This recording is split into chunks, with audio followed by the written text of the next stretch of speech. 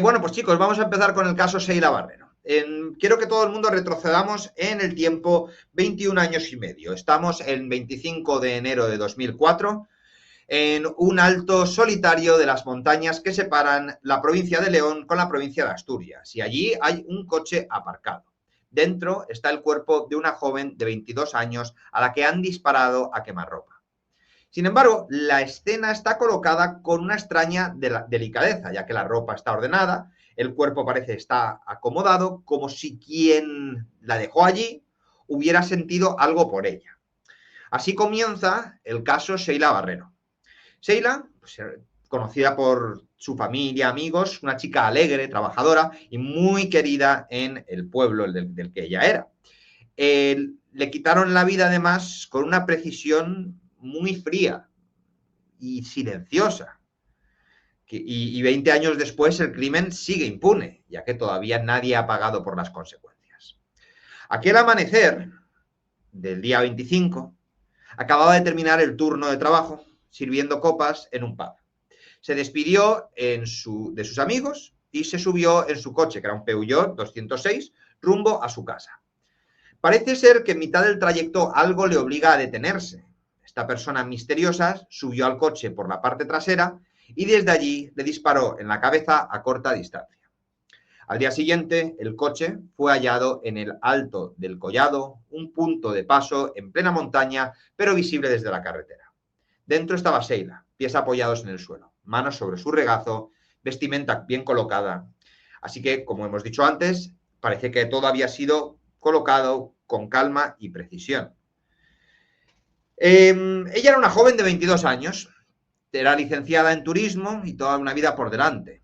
La carrera de turismo, yo casi toda la gente que conozco que lo ha terminado no tiene tantas posibilidades como inicialmente parece que las pudiera tener. Así que trabajaba pues de lo que buenamente pudiera.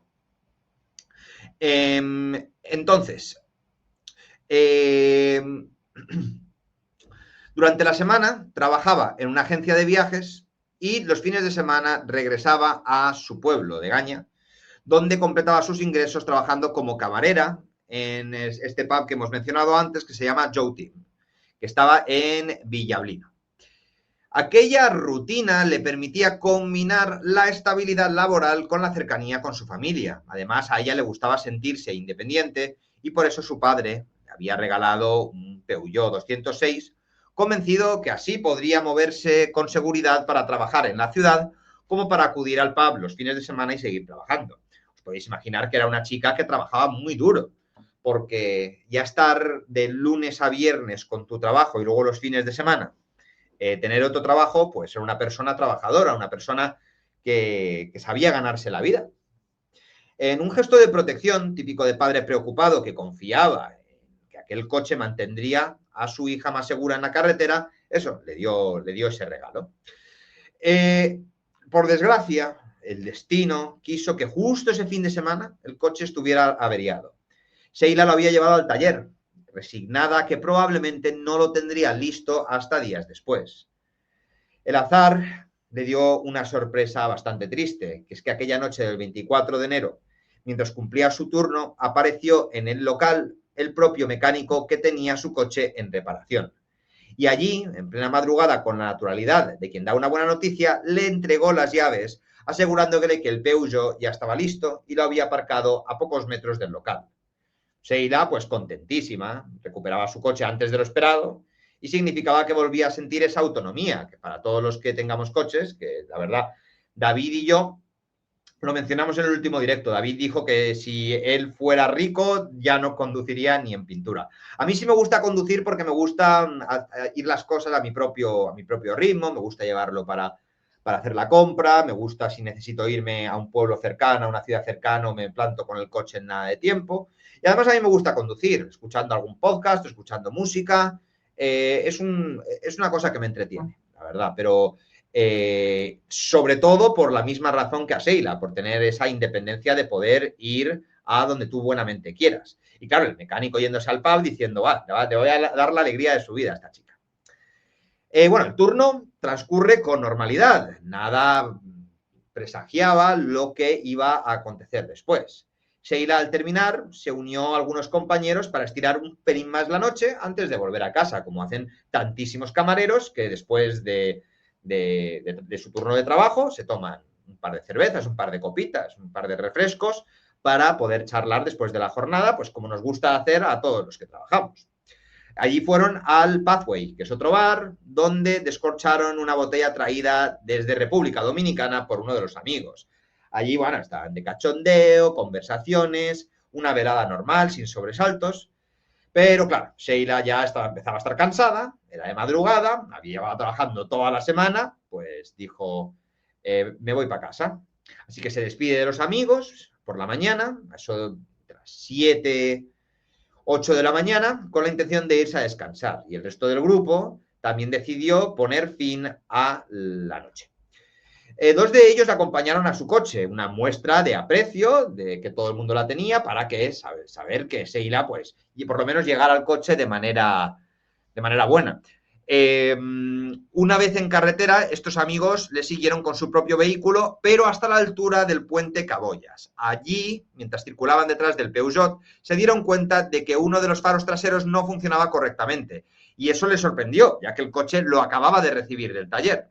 Se lo comunicaron por SMS, que en esa época era la manera que se comunicaban, y le pidieron que confirmara cuándo había llegado a casa. Una cosa que yo creo que todos los amigos lo hemos hecho. Por lo menos en mi grupo de amigos, si alguien se marchaba un poco antes, siempre decías, mándame un mensajito cuando llegues a casa. Y si no mandaba mensajito, siempre le ponías todo bien y ya te mandaba un pulgar hacia arriba. Claro, lo normal es que nunca sucediera nada, pero siempre hay que ser previsor y hay que saber que bueno, que tus amigos están seguros. Como os digo, chicos, eran en torno a las 8 y 10 de la mañana cuando sus caminos se separaron. Y el Peugeot blanco se perdió en la distancia y con él los últimos segundos de tranquilidad antes de que la tragedia sucediera.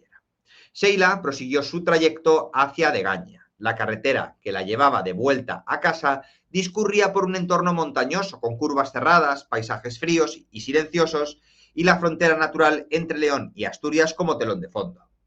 Fue justo en el alto del collado donde su recorrido se detuvo. A partir de aquí, los investigadores reconstruyeron lo sucedido con, pues, hipótesis, porque certezas la verdad es que tuvieron pocas. Un coche apareció en mitad de la vía bloqueándole el paso, Sheila, sin posibilidad de avanzar, paró el motor, el ocupante del otro vehículo descendió, abrió la puerta del Peugeot y ya dentro se acomodó en el asiento trasero. En cuestión de segundos, Sheila acabó con un arma apuntándole en la cabeza. El disparo fue letal, a quemarropa. La bala atravesó el cráneo, además, después de atravesar el cráneo, rebotó en el parabrisas y quedó dentro del coche. Para los investigadores, aquel disparo no parecía formar parte del plan inicial.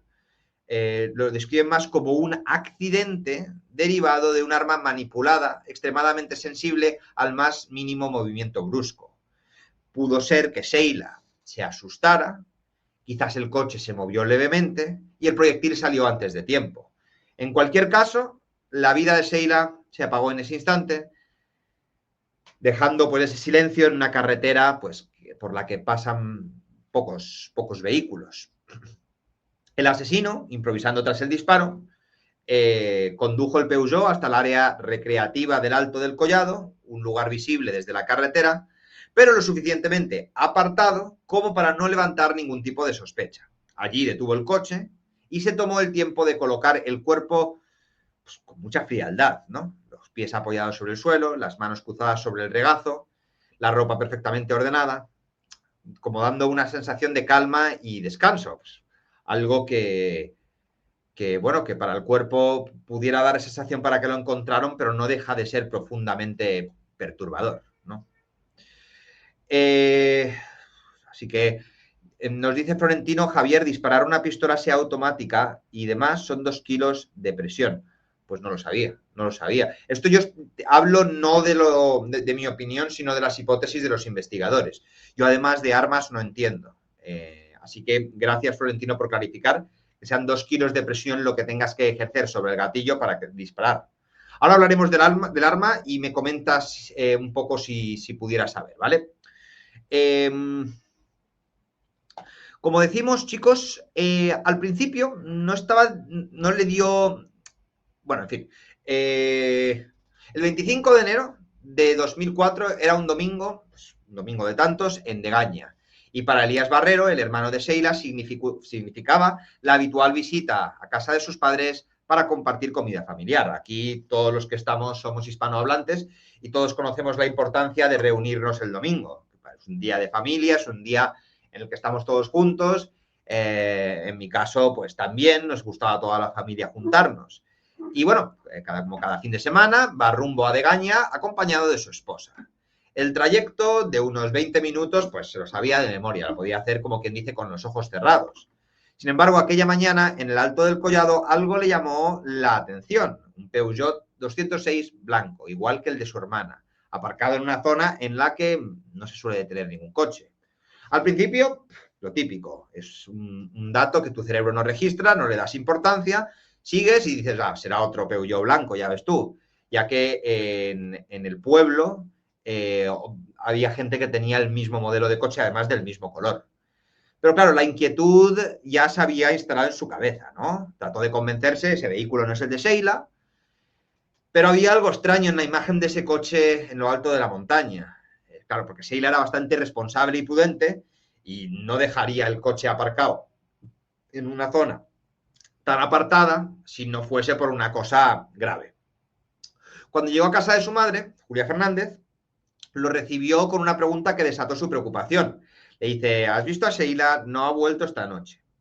Julia creía que quizás su hija se había quedado a dormir en casa de su hermano o en casa de otra persona, en casa de una amiga, pero Elías confesó a su madre que había visto un vehículo idéntico al de Sheila en lo alto del collado. Y claro, entonces ya las alarmas empezaron a despertar. Había que regresar para comprobarlo. Y por desgracia, os imagináis a la pobre familia cuando la sospecha se confirma. Era el Peugeot de Sheila. De primeras, trató de tranquilizarse, pensando que tal vez estaba tan cansada trabajando toda la noche que habría aparcado el coche allí, echarse un sueñecito y luego seguir conduciendo. Pero claro, la explicación no terminaba de encajar porque dejar el coche en uno de los lugares más fríos cuando lo habían podido dejar en el valle que le bajaba de la montaña, por ejemplo. Y además a 15 minutos de casa de los padres que estaba, que no tiene demasiado sentido pararte a dormir cuando estás tan cerca, ¿no? Como estamos diciendo, conforme se acercó a la ventanilla, lo que vio fue horroroso. Sheila estaba en el asiento conductor, aparentemente dormida, con la cabeza ligeramente inclinada y el cuerpo en posición relajada. Elías la llamó varias veces, pero no respondía. El silencio era absoluto. Entonces abrió la puerta y lo vio todo. Claro,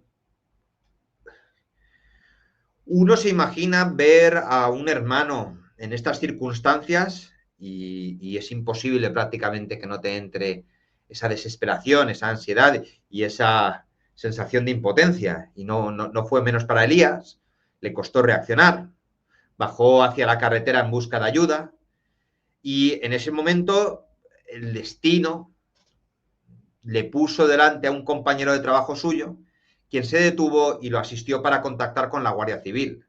Rápidamente la noticia corrió como un rayo y Julia, la madre de Sheila, había tenido esa mala sensación prácticamente desde el principio, ya que ella sabía que su hija jamás aparcaría en lo alto de una montaña, en lo alto del collado, por voluntad propia. El presentimiento se acabó transformando en certeza cuando sonó el teléfono de su casa. Al otro lado de la línea, Elías, entre sollozos, le dijo que le hicieron algo a Sheila. En fin. Julián y su esposa corrieron al lugar. Allí se encontraron con Rubén, otro de los hermanos mayores.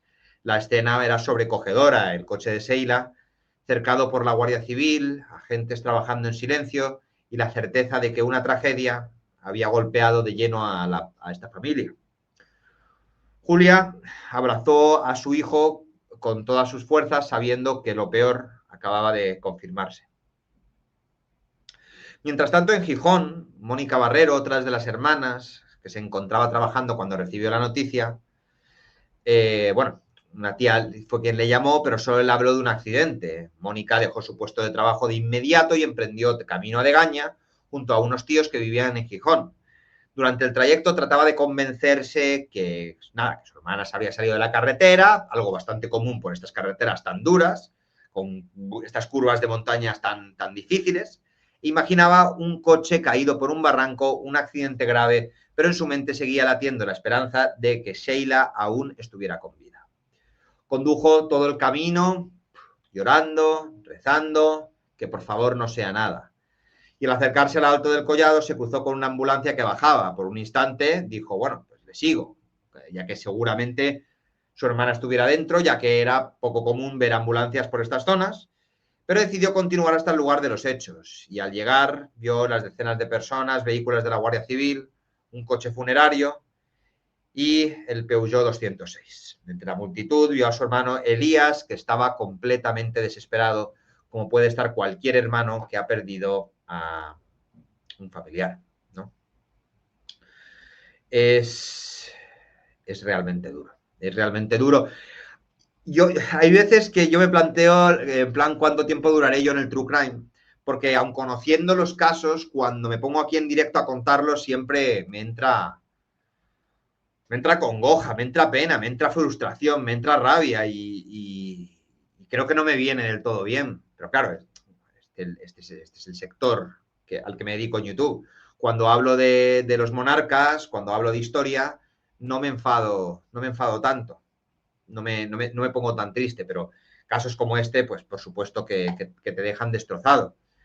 Porque uno piensa, y si le sucede a uno de los míos, y joder, horroroso. En fin, fue entonces cuando uno de sus tíos se acercó a Mónica y le dijo que la habían matado. Y Mónica comprendió que no había accidente posible, que era una tragedia mucho más oscura. La Guardia Civil tardó como una semana en confirmar oficialmente lo que era evidente, que había recibido un disparo a quemarropa. La familia no podía encontrar la razón, que quién habría podido querer acabar con la vida de una joven trabajadora, alegre, a la que quería todo el mundo, sin ningún tipo de enemigo. Todo el mundo, o sea, parece que era una persona a la que nadie querría hacer ningún tipo de daño. ¿Por qué le iban a querer hacer daño a alguien tan bueno, a alguien tan trabajador, a alguien que no se metía en líos, a alguien que no estaba en ningún tipo de escándalo de drogas, ni de robos, ni absolutamente nada que supusiera un ajuste de cuentas, ¿no? Entonces, tras la confirmación oficial que Sheila había sido asesinada de un disparo a quemarropa, la Guardia Civil centró sus esfuerzos en reconstruir la escena. Una de las primeras líneas de investigación surgió gracias a las antenas de telefonía de la zona. Al rastrear los móviles activos durante la madrugada del crimen, dieron con dos cazadores que aseguraron haber visto algo extraño en lo alto del collado. Su testimonio fue inquietante. Durante la noche, al tomar la curva, se encontraron con dos coches en mitad de la carretera.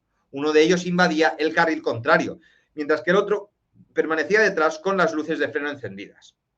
Sin embargo, pese a la aparente claridad de la escena, los cazadores no supieron precisar ni marcas, ni modelos, ni matrículas. Lo más raro también es que uno de ellos trabajaba en un concesionario, o sea que sería una persona acostumbrada a distinguir un vehículo de otros.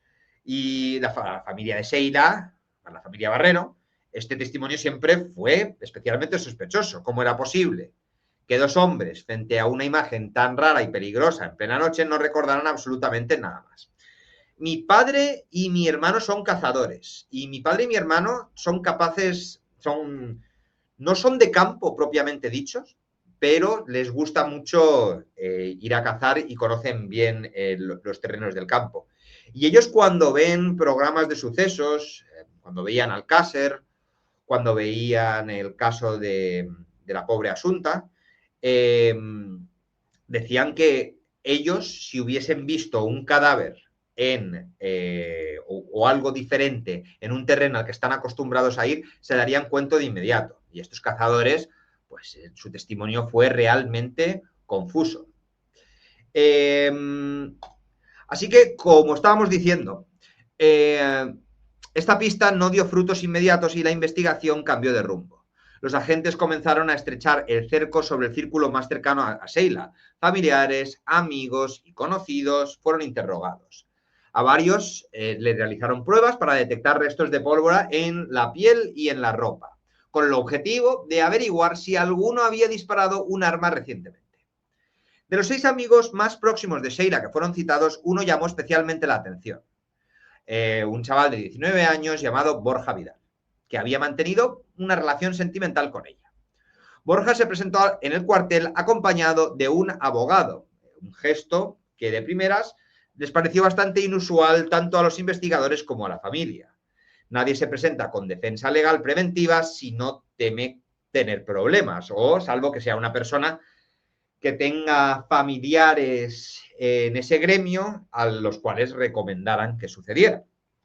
Desde el primer momento, Borja admitió que podía dar positivo en la prueba de pólvora porque el fin de semana anterior había estado cazando y efectivamente el análisis confirmó su sospecha. En sus manos había restos de pólvora. Para la familia Sheila, esto fue un mazazo. Ellos no conocían de nada a Borja hasta que apareció en los medios como el exnovio implicado. Ellos estaban convencidos que Sheila mantenía una relación intermitente con otro hombre, Teo, con quien incluso había comprado billetes para un viaje en pareja. Pero entre las idas y venidas con Teo, Sheila había tenido un romance con Borja, breve, pero lo suficientemente intenso para dejar huella. La hipótesis más repetida desde entonces es que Borja, enamorado y despechado al ver que Sheila volvía con Teo, decidió vengarse. Para reforzar esta teoría, los investigadores señalaron un episodio ocurrido apenas una semana antes del crimen, que Borja había aparecido en el pub donde trabajaba y ambos tuvieron una fuerte discusión que terminó con la joven llorando desconsoladamente. Aunque ni la madre ni la hermana de Sheila sabían de aquella escena, para ellas ese momento marcó la ruptura definitiva entre los dos y quizá el inicio de la tragedia. El propio Borja en sus declaraciones minimizó la relación. Dijo que había durado solo de octubre a noviembre de 2003, limitada además a los fines de semana y que él mismo había decidido ponerle fin porque aún estaba enamorado de su exnovia. Según su versión, fue él quien cortó con Sheila y no al revés. Pero el entorno de la víctima tenían otra visión. Jennifer, que era amiga íntima de Sheila, aseguró que en una ocasión al llamar a casa de Borja fue la madre de este quien contestó con una frase tajante: Borja no está ni va a estar para ti nunca. Una afirmación que mostraba claramente que aquella relación no era bien vista por la familia del chico. Por supuesto, los padres de Borja negaron siempre esta conversación. ¿Que Jennifer tendría necesidad de mentir? Pues no lo sé, la verdad. Oh, hola Pedro, pensaba que no ibas a volver por aquí ya que tu último email nos llamaste un poquito de todo. Pero bueno, me imagino que claro, estos casos que te pueden, ¿no? El de Esther, y cuando hablemos del Almonte me imagino que también te vamos a tener por aquí. Y luego, pues no sé si te vamos a volver a ver, pero el disgustazo que te pillaste porque no viniera Miriam, no sé, pensaba que no ibas a volver por aquí. Pero bueno, me alegra tenerte. Como estaba diciendo, chicos y chicas, más allá de los testimonios, las pruebas materiales parecían señalar a Borja. En el coche de Sheila se encontró una fibra azul en los asientos traseros. Cuando la Guardia Civil le pidió a Borja la ropa que llevaba aquella noche, entregó una chaqueta que tras los análisis resultó tener fibras idénticas a la hallada en el Peugeot. Para los investigadores, aquello confirmaba que Borja había estado en el coche. Sin embargo, para el juez no era suficiente, porque como había sido pareja de Sheila, la fibra pudo quedar allí en cualquier momento anterior. El análisis de los restos de pólvora tampoco fue concluyente, ya que en la mano derecha de Borja se hallaron partículas de plomo, antimonio, bario y estaño, los mismos elementos detectados en el casquillo recuperado en el vehículo de Sheila. Lo inquietante es que estas partículas no eran comunes en armas de caza como él afirmaba haber utilizado. Aún así, los peritos admitieron que esas partículas podían haber llegado por transferencia indirecta, estar cerca de un disparo o tocar un arma o tener contacto con alguien que había disparado. Así que los investigadores sostienen que quien mató a Sheila tuvo que mover el cuerpo varias veces dentro del coche. Primero, desde el asiento del conductor al del copiloto para poder manejar el vehículo hasta el alto del collado. Y después, una vez allí, volver a colocarla en el asiento original cuidadosamente ordenada. Si Borja hubiese estado implicado y hubiera llevado puesta esa chaqueta azul, lo lógico es que si ella se hubieran encontrado restos biológicos de la víctima, pero no fue así. Esa ausencia debilitó enormemente la acusación.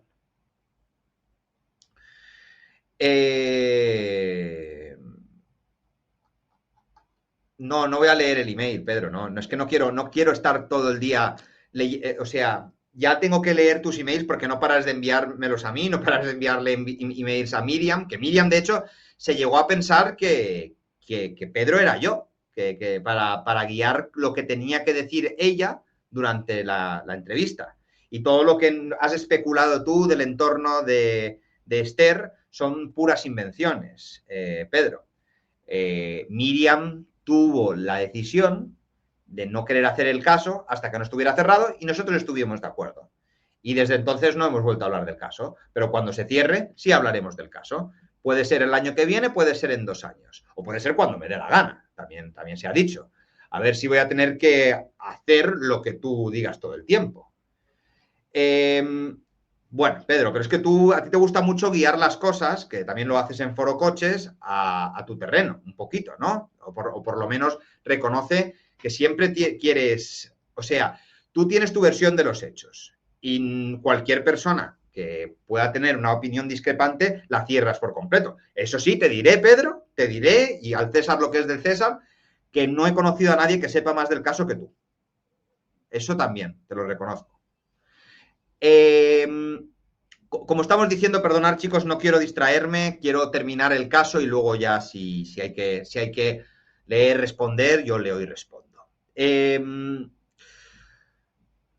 tiempo pasó y el caso se acabó archivando, ya que si Borja hubiera estado implicado y hubiese llevado esa chaqueta azul, lo lógico es que en ella se hubiera encontrado restos biológicos de la víctima. No fue así, así que esto debilitó enormemente a la acusación y Borja salió impune.